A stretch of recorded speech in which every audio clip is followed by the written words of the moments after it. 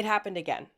You had finally managed to get it together. Your routine was on point, you were focused, consistent, productive. You were working hard, making progress, and feeling amazing. But then, your bad habits started slowly creeping back in. First, it was just a few slip-ups. Then, somehow an entire month went by and you were back to square one. So many of us start off so strong, so motivated, so determined that this time will be different, only to fall back into the same old bad habits again and again and again. But why? Why do we continue to fall back into these destructive behaviors, these bad habits that we know are bad for us and we genuinely want to change? Well, the truth is, there's one main reason that all your bad habits come back eventually, and that's that they never really went anywhere in the first place. Let me explain. So to talk about habits, we should first establish what exactly a habit is. So let's define habits so that we're all on the same page. The definition that I think most people will be familiar with is the definition that James Clear gave in his book, Atomic Habits. So let's take a look at that. A habit is a routine or behavior that is performed regularly and in many cases automatically. Okay, so the thing is, this definition is technically incorrect because a bad habit isn't in many cases automatic. It's always automatic. And this is very important to understanding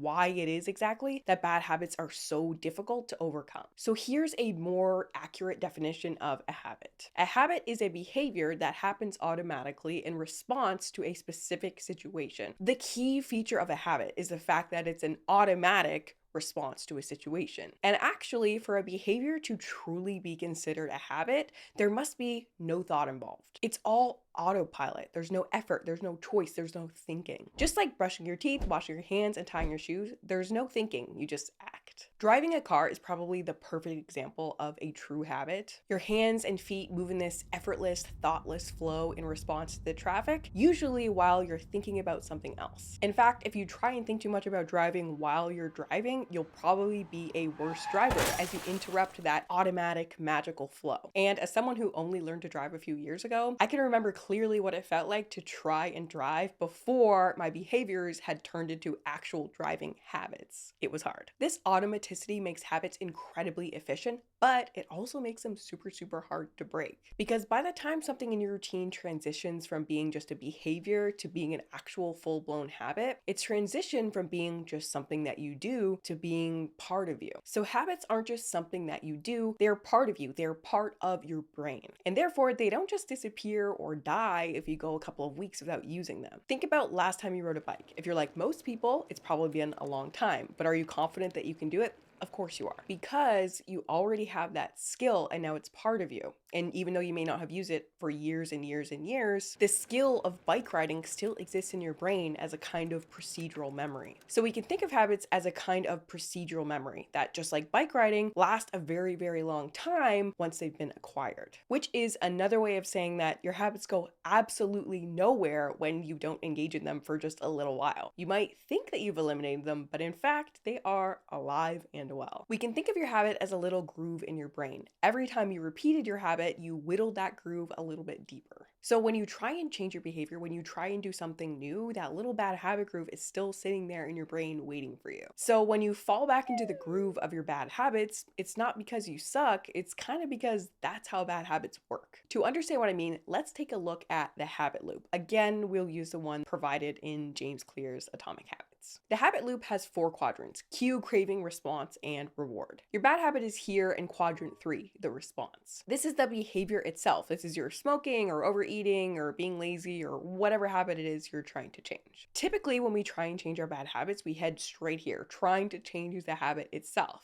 But as you can see, your habit isn't just the habit itself. It's actually this entire loop. As you can see, there are 3 more quadrants. The loop starts with the cue, the trigger that sets your habit in motion. The craving, that internal pull you feel toward engaging in your habit. And the reward, whatever satisfaction you gain from the action. So the thing is, as long as the cue still exists, the entire habit loop is still being triggered. The process is still happening, meaning you're still going to experience that craving for the reward. And meaning that if you're not paying attention, then before you know it, you may find yourself automatically engaging in your bad habit. So sometimes the solution to the resurgence of your bad habit is just to eliminate the cue. If you have a bad habit of eating too many cookies every day because you have a cookie jar on your countertop, then there you go, problem solved. But cues are usually a little bit more difficult to deal with than that. Your habit loop can be cued by things like the time of day, the surrounding environment, your mood and emotions, particular behaviors, preceding events you might not even be aware of, preceding thoughts you might not even be aware of. And in many cases, it's difficult, if not impossible, to eliminate the cue entirely. So therefore, our bad habit loop continues to be triggered. So not only does your bad habit still exist in your brain, but it's also still being cued, meaning that your brain is still going to want to complete the habit. So you can see that the fact that your bad habits always seem to return is pretty predictable given these two facts. If you've tried to change and failed repeatedly, the problem isn't you. The problem is your strategy. My new course, How to Change,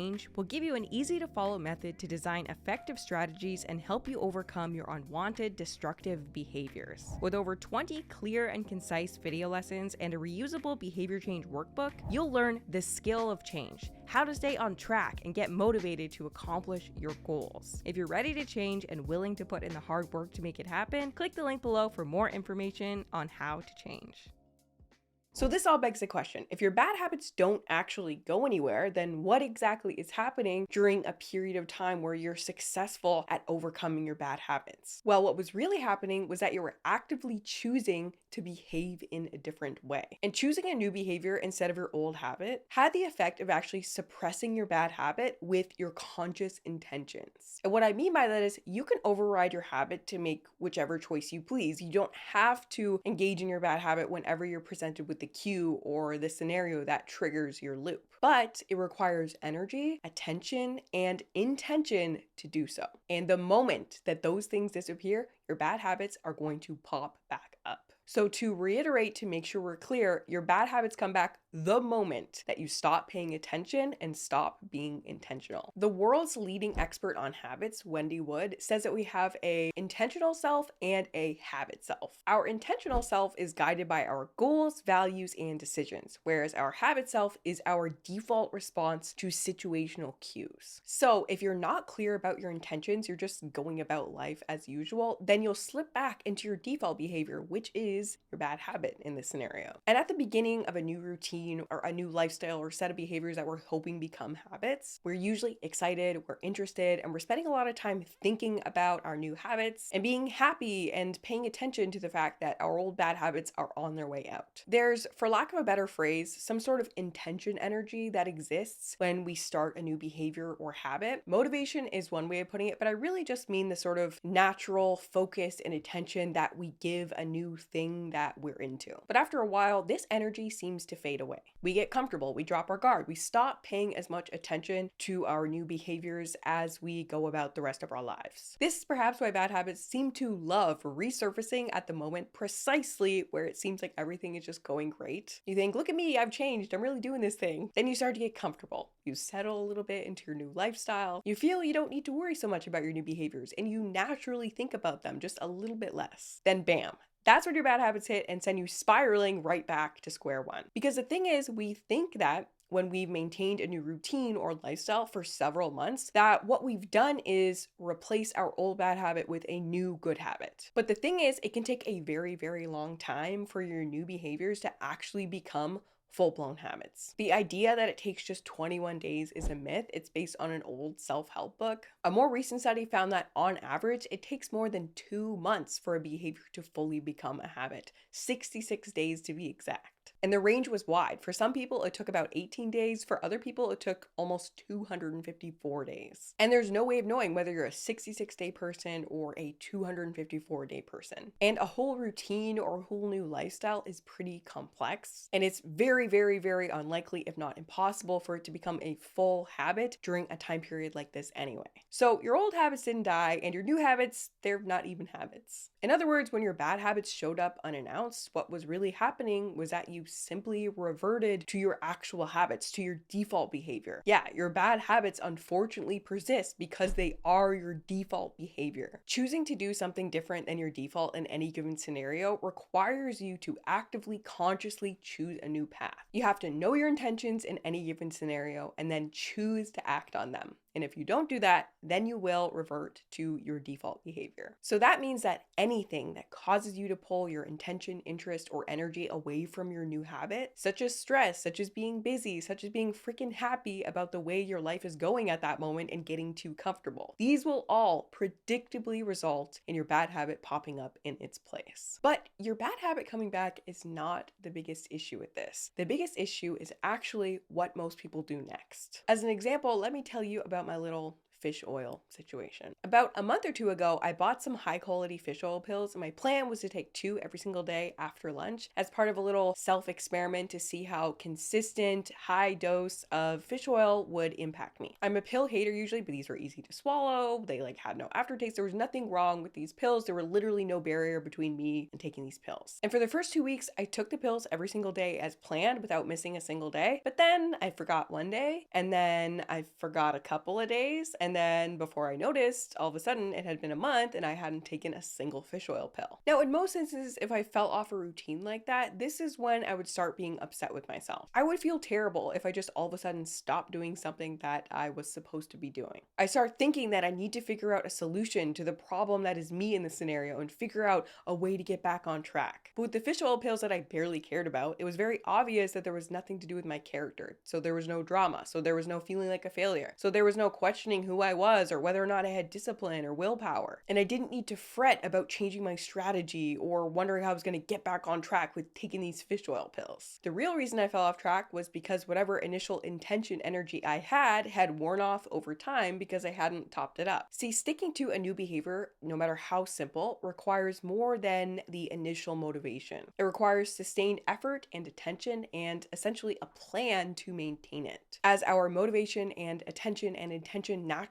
wane over time unless we actually top it up. The fact of the matter is, relapse is a very natural, normal part of the cycle of change. Because forming a new habit requires you to stay focused, stay intentional, and continuously choose the right choice over and over and over again. But most people don't know that. So when their bad habits do inevitably pop back up, they do the number one thing that actually does derail their progress toward breaking their bad habits for good, which is taking the failure or relapse personally. Many of us fall off track with our good habits and then interpret that very natural stumble as a reason to question our entire existence, as a reason to stay off track because we think we now need to recalibrate the whole thing. When you start to notice that first slip back into bad habits, you're at a critical juncture. This is a key moment in your change process. And now you know that this really has nothing to do with you and who you are and everything to do with habits and how they really work. But before this, I feel like a lot of people feel like they fell off track because of who they are as a person. They think it's something about them that just can't commit to anything or stick to anything. So there you are, watching your new lifestyle slip away and your bad habits slide back in like they never left. And you're thinking to yourself, here I go again.